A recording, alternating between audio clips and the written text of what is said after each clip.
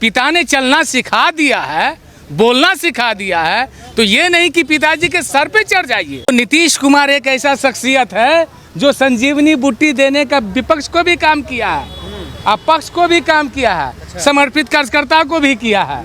कोई नहीं, उनके संजीवनी बूटी से कोई नहीं बचा है। 2025 और 225 और फिर से नीतीश वाला जो हमारा वाक्यांश है वो बिल्कुल सत्य होगा। 2025 फिर से नीतीश और 230 का हम लोग का टारगेट है और निश्चित तौर पे 230 का टारगेट आएगा।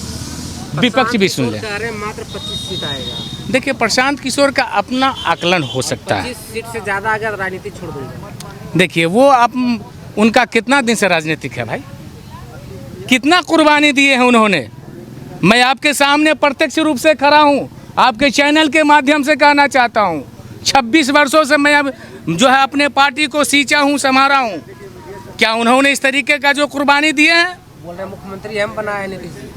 वही चीज़ तो कह रहे हैं कि जिनको पिताजी जो है मान रहे थे कि मेरे पिता तुल्य है, उसको भूल गए, पिता को भी अपमान करने का काम कर रहे हैं।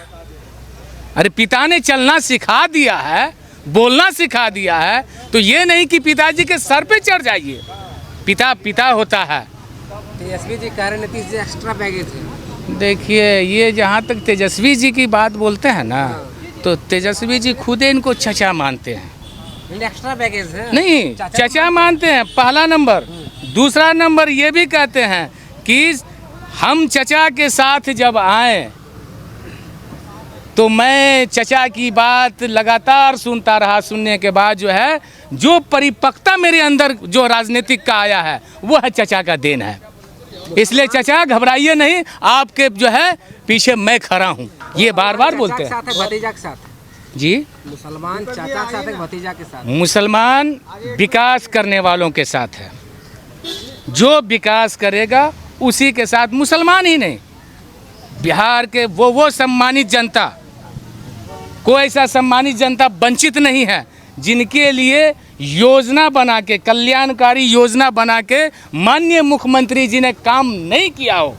अब ये वक्फ बिल की जहाँ तक मामला है तो उसमें कुछ ऐसा जो है संशोधन होना चाहिए अभी भी।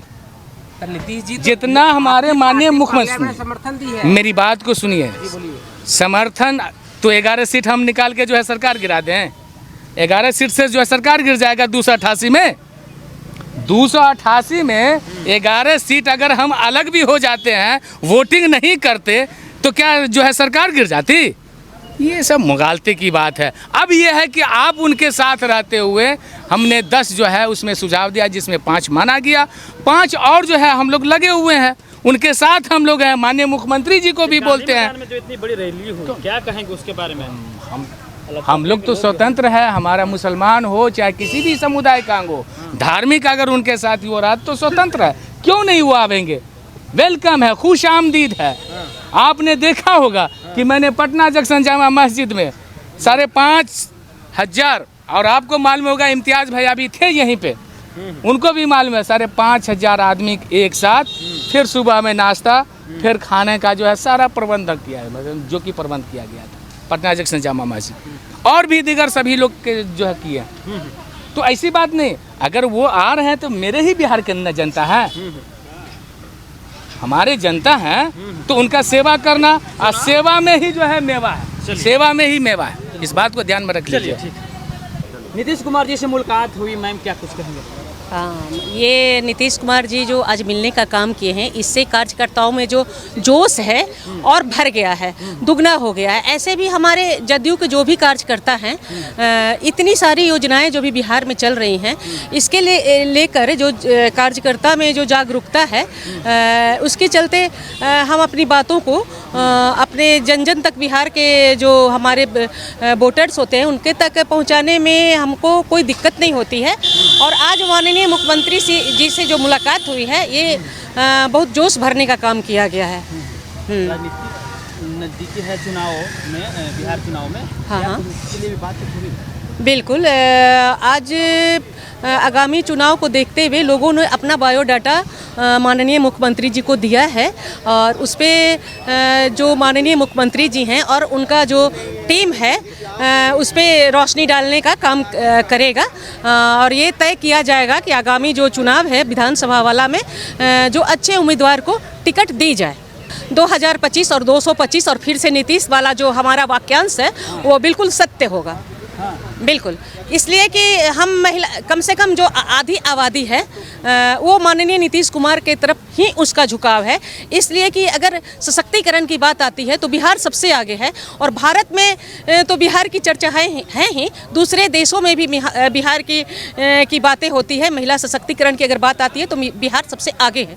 आपको हम अगर सशक्तिकरण की बात है तो हम ये बताना चाहेंगे 2005 के पहले जो ऐसा बिहार था कि हम महिला निकलते नहीं थे घर से, हमारी सुरक्षा करने के लिए पुरुष भाई तत्पर रहते थे और आज ऐसा समय आ गया है कि हमारी बेटियां हर थाने में जाइए, हर जगह जैसे स्कूल हो, थाना हो, स्वास्थ्य हो, हर जगह हमारी बेटियां खड़ी हैं। और अगर सुरक्षा की बात आती है तो हमारी बेटियां ही आज पुरुषों को सुरक्षा देने का काम कर रही हैं पूरे बिहार में। तो जैसा कि हमने जदयू के कुछ नेता से बात करने की प्रयास किए हैं और अपने चुनाव के बारे में अपने प्रतिक्रिया दिए हैं। इनके प्रतिक्रिया से आप लोग कितना सहमत है, अपनी प्रतिक्रिया कमेंट सेक्शन में जरूर दीजिएगा। अभी के लिए इतना ही। तमाम खबरों के लिए मेरे साथ बने रहें, देखते रहें बिहार तेज खबर। जय हिंद, जय भारत, जय बिहार।